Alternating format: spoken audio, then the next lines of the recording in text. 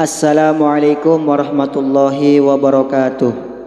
Bismillahirrahmanirrahim. Alhamdulillahirabbil alamin wa bihi nasta'in wa ala umurid dunya waddin. Wassalatu wassalamu ala asyrafil anbiya'i wal mursalin sayyidina wa maulana Muhammadin wa ala alihi wa sahbihi ajma'in. Amma ba'd.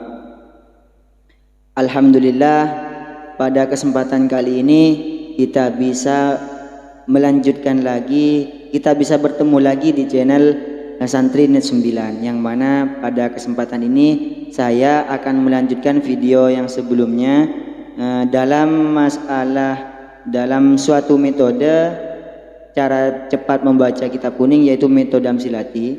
Kita akan melanjutkannya yang telah sampai ke jilid 3. Jadi sekarang kita buka Qaidati atau Amsilati jilid 3. Pembahasan jilid 3, yang mana pada pembahasan kali ini masuk dalam pembahasan mubtada dan khobar. Jadi sebelumnya kita ketahui dulu definisi dari mubtada itu apa. Coba kita lihat di halaman 36 kitab Qaidati. Apakah yang dinamakan mubtada? Jelaskan, beri contoh dan dasarnya. Yang dinamakan mubtada ialah isim yang dibaca rofa yang sepi dari amil lafzi dan membutuhkan khobar. Contoh Zaidun qaimun. Langsung kita berikan contoh. Bismillah. Lafaz Zaidun qaimun.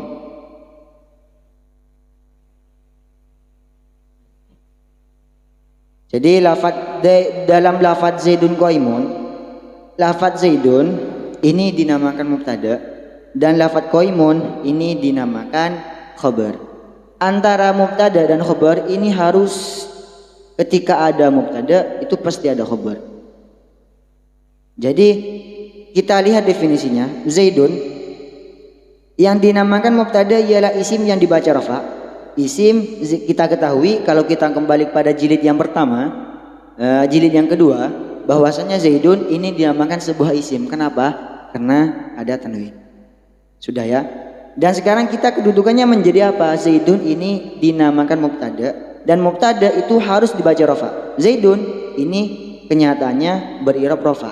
Jadi mubtada ialah isim yang dibaca rafa yang sepi dari amil lafzi dan membutuhkan khobar. Zaidun ini sudah tepat dibaca rafa dan sepi dari amil lafzi, amil yang jelas. Jadi Zaidun ini dirofakkan oleh amil maknawi ibtida. Jadi kalau kita lihat dari definisi mubtada, Zaidun ini sudah pantas untuk dikatakan sebuah mubtada.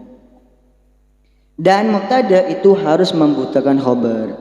Jadi lafaz qaimun ini menjadi khobarnya lafaz Zaidun. Kita lanjut.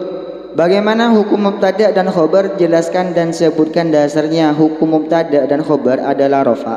Yang merofakan mubtada adalah amil maknawi ibtida, sedangkan yang merofakan khobar adalah mubtada. Di sini sudah dijelaskan bahwasanya mubtada itu rofaknya bukan karena amil lafzi, melainkan karena amil maknawi ibtida.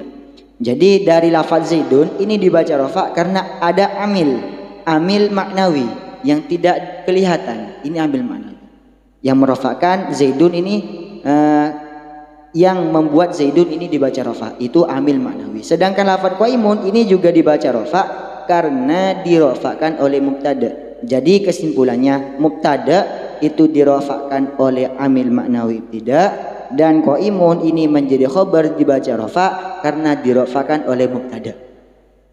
Kalau kita lihat di kitab Amsilati pembahasan tentang khobar, pembahasan tentang mubtada itu nanti dijelaskan. Kan kita sudah menjelaskan, sudah mengetahui beberapa pembagian dari isim ma'rifat.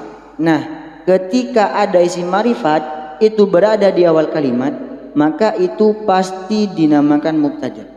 Itu kalau itu ada penjelasannya di kitab Amsilati jilid 3. Sekarang kita lihat lafaz Zaidun. Kita ketahui bahwasanya Zaidun ini sudah dinamakan kalimat isim dan juga dinamakan isim ma'rifat. Kenapa? Karena Zaidun ini berupa nama. Isim ma'rifat itu diantaranya itu harus berupa nama. ada domir dan sebagainya. Dan lafaz Zaidun ini sudah jelas bahwasanya Zaidun ini berupa nama dan berada di awal kalimat. Dengan begitu secara otomatis Zaidun ini dinamakan mubtada. Kenapa? Karena ma'rifat berada di awal kalimat, maka dibaca rafa menjadi mubtada. Begitu. Jadi ketika ditanyakan Zaidun ini i'rabnya i'rab apa? Zaidun i'rabnya i'rab rafa. Tandanya apa? Tandanya menggunakan dhamma. Kenapa beri'rab rafa? Karena menjadi mubtada. Alasannya kenapa menjadi mubtada? Karena isim ma'rifat berada di awal kalimat. Secara otomatis maka menjadi mubtada. Ini alasannya Zaidun dinamakan mubtada. Sekarang qaimun ini kedudukannya menjadi khobar, sama-sama dibaca rafa, tapi yang merofakkan khobar adalah mubtada. Jadi qaimun ini dibaca rafa karena dirofakkan oleh lafaz Zaidun yang kedudukannya menjadi mubtada. Itu penjelasannya ada di kitab Qaidati, dan dasarnya itu ada di kitab Khulasah nomor 45 sampai 46. Dan kita masuk kepada pembagian khobar. Apa yang dinamakan khobar dan ada berapa macam dan berapa macamnya, jelaskan dan sebutkan dasarnya. Yang dinamakan khobar ialah bagian yang menyempurnakan faidah dari jumlah ismiyah mubtada plus khobar. Khobar itu ada dua. Jadi khobar umumnya itu ada dua. Yang pertama khobar mufrad, yang kedua khobar ghairu mufrad. Dan pembagian khobar mufrad itu juga dibagi menjadi dua. Ada yang mustaq, ada yang jamid. Dan khobar ghair mufrad itu juga dibagi dua, ada yang jumlah, ada yang syibh jumlah. Dan yang mufrad mustaq itu juga dibagi dua, mufrad jamid juga dibagi dua. Yang ghairu mufrad jumlah itu juga dibagi dua, dan ghairu mufrad syibh jumlah itu juga dibagi dua. Ini penjelasannya ada di kitab Qaidati halaman 36. Dan dasarnya ada di kitab Khulasah nomor 154 sampai dengan 155. Kalau kita teliti lebih dalam, lafaz Zaidun qaimun ini dinamakan mubtada dan ini dinamakan khobar. Qaimun ini dinamakan khobar apa? Apakah khobar mufrad? Apakah khobar ghairu mufrad? Jawabannya qaimun ini dinamakan khobar mufrad. Kenapa? Karena ini bukan sebuah jumlah atau bukan sebuah syibh jumlah. Mufrad di sini bukan berarti apakah mufrad tasnya atau jamak, bukan. Ini menunjukkan mufrad ini bukan sebuah jumlah dan bukan syibh jumlah. Ketika ada khobar bukan berupa jumlah atau bukan berupa syibh jumlah, yang jumlah itu contohnya mubtada dan khobar atau fi'il dan fa'il itu jumlah. Yang syibh jumlah itu contohnya jar majrur itu syibh jumlah. Ketika bukan berupa jumlah atau syibh jumlah, maka dengan otomatis itu dinamakan khobar mufrad. Nah, jadi lafaz Zaidun qaimun ini dibaca rafa karena menjadi khobar, yang merofakkan ialah mubtada yang berupa lafaz Zaidun. Qaimun ini dinamakan khobar mufrad. Kenapa? Karena bukan berupa jumlah dan juga bukan berupa syibh jumlah. Begitu. Ya, mungkin untuk kali ini cukup sekian, hanya pembahasan tentang mubtada dan khobar. Nanti selanjutnya kita bisa lihat di video selanjutnya.